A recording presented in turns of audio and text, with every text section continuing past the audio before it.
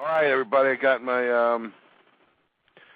my first guest here, and it's Mother's Day, so I'm gonna bring her on as my guest, and it's my lovely mom.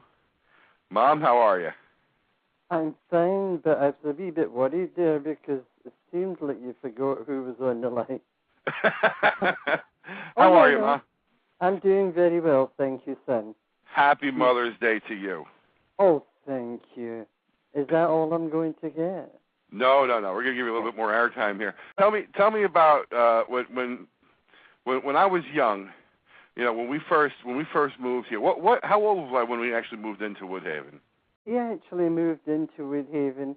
You were just maybe about 18 months because we were living on 102nd Street then, which I realized is Richmond Hill. Mm-hmm. Then we found an apartment.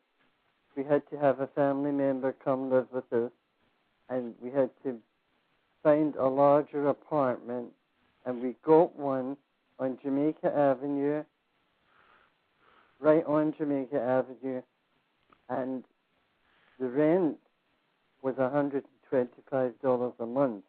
Wow. And your dad and I really had to sit with our budget because that was such a lot of money then.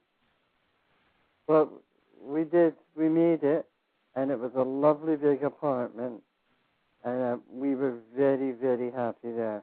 And that was the one on 95th Street. On 95th Street, right on Jamaica Avenue. It was above Gus's store where he repaired toasters, irons, and things like that. Everybody knew Gus. And you used to go in there for the voting. Whenever it was time to vote, they would be open about 6 o'clock in the morning, mm-hmm. and everybody would go in to vote. But I do have to say that when we moved down to that apartment, I really felt as if I had come home. Woodhaven was really a very homey, good atmosphere. It still has. Mm-hmm. But even then, it was great. I loved it. Now you used to do a lot of walking up and down the avenue with your wagon. I was a streetwalker. And oh, thanks, Mom. And what were some of your favorite stores that you think back on? Oh, John's Bargain Store. I loved John's Bargain Store. And where was that? No, that was just across the avenue where the yarn store used to be. Is the yarn store still there? Smiley's, yeah, it's still there. Yeah, well, that's where John's Bargain Store was. Okay. And what other stores? Oh, there were so many. I loved Vinny's Fruit Market.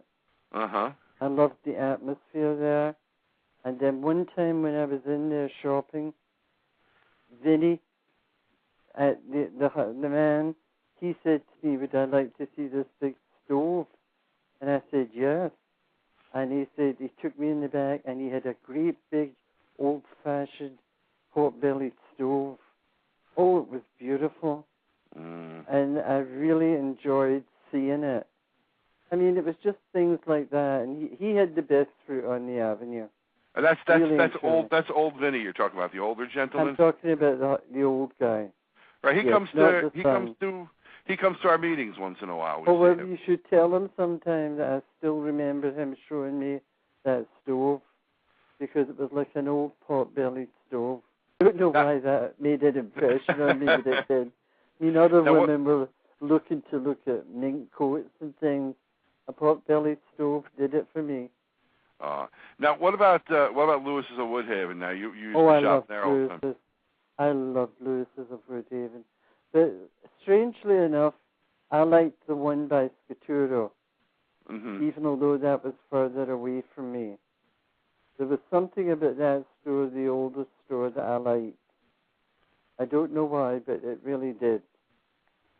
And when Lewis's was closing down, my husband said to me, you are going to miss that store so much. And I told him, no, there are other stores. He said,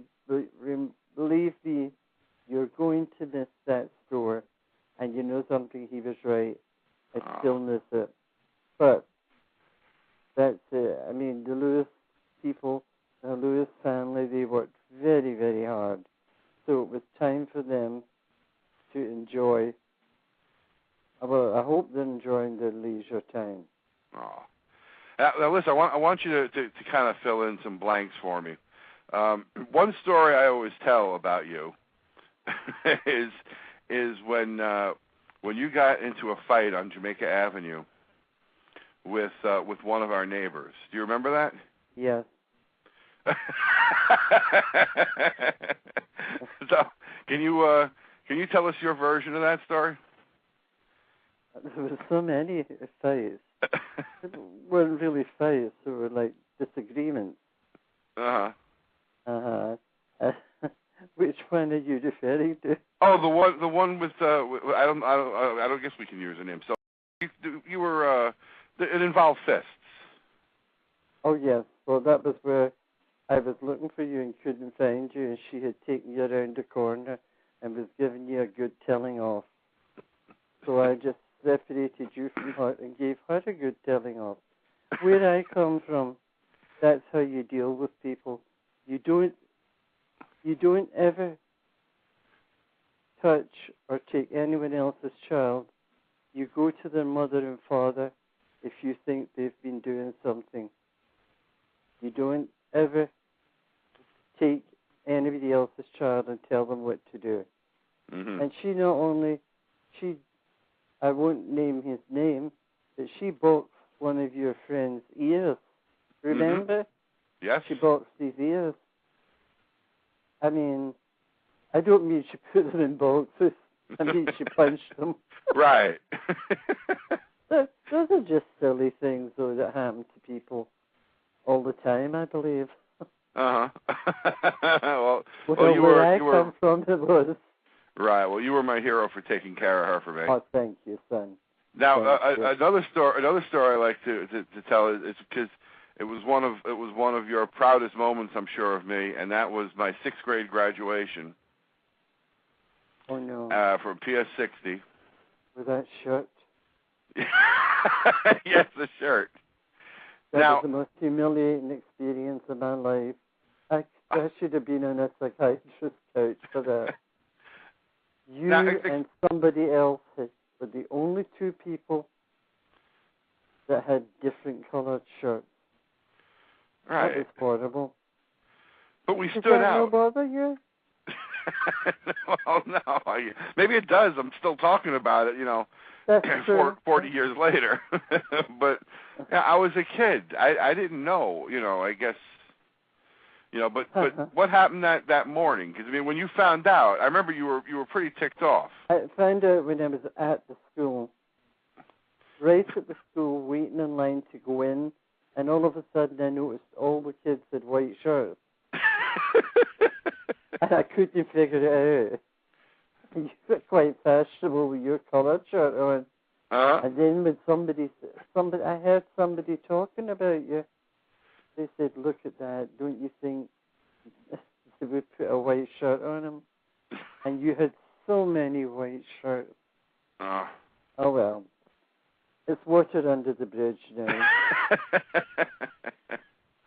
Well, listen, these are the things that make up life. There's nothing you can do about it.